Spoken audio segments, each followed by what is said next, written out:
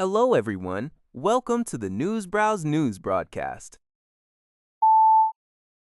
As former U.S. President Trump prepares for a summit with Chinese leader Xi Jinping this week, American auto and steel industries, labor unions, and bipartisan lawmakers are unanimously urging against opening the U.S. market to Chinese car manufacturers.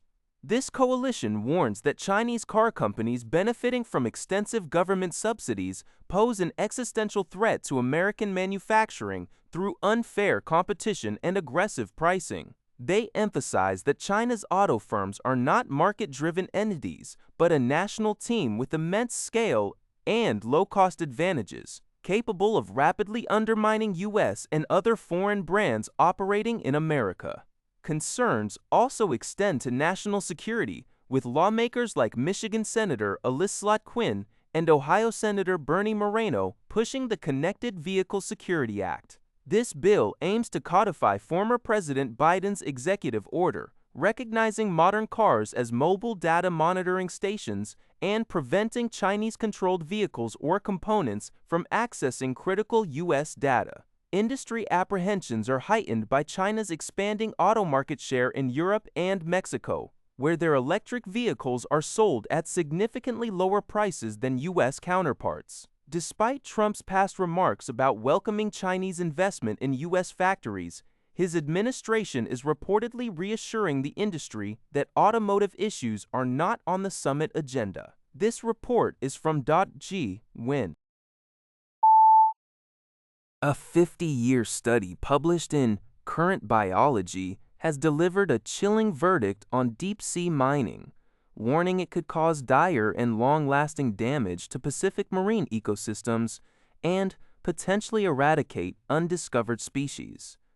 RNZ reports that the Cook Islands Seabed Minerals Authority, SBMA, acknowledges these serious findings, stating they reinforce the nation's precautionary, science-led, and phased approach to seabed minerals. SBMA Commissioner Beverly Stacey Atera clarified that the Cook Islands has not yet approved deep-sea mining, with its regulatory framework prioritizing environmental protection, biodiversity, and intergenerational equity. The law only permits activities where environmental impacts are fully understood and can be effectively managed, halting progression if significant uncertainty or serious harm risks persist. While the Cook Islands is in an exploration phase for polymetallic nodules, Atera stressed this is not an automatic pathway to mining. Emerging scientific evidence, especially concerning long-term or irreversible impacts, will directly influence future decisions, emphasizing restraint, robust scrutiny, and regulatory caution. There is currently no active mining program to pause, and decisions are driven by precaution and evidence, not momentum. According to the Epoch Times, Indonesia and the Philippines have signed a landmark nickel industry cooperation agreement, aiming to establish a regional nickel corridor.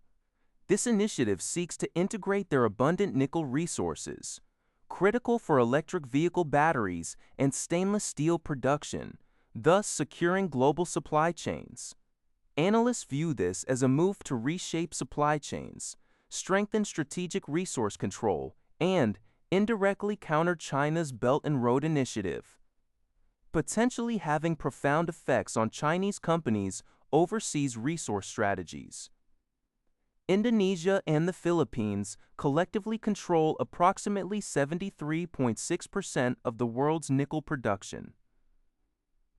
This collaboration will enable the Philippines to move beyond raw ore exports and integrate into higher-value regional chains, while Indonesia ensures raw material supply.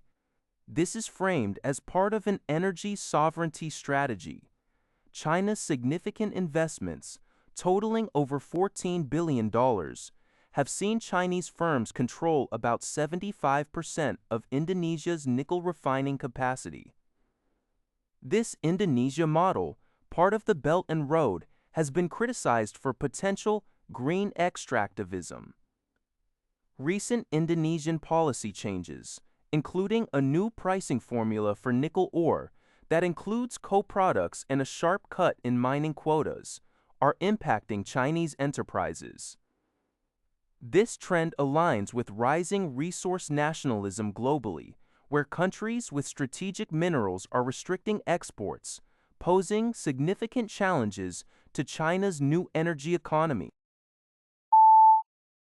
Al Jazeera reports that the International Committee of the Red Cross, ICRC, has released an annual report highlighting a severe deterioration in Colombia's humanitarian situation in 2025. The report indicates that the number of people individually displaced by the country's six-decade-long conflict doubled to 235,619, with 42% occurring in Norte de Santander alone.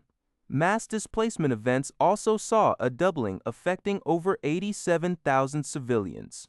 Conditions have worsened since the 2016 FARC ceasefire, as armed groups continue to fragment and fight for control.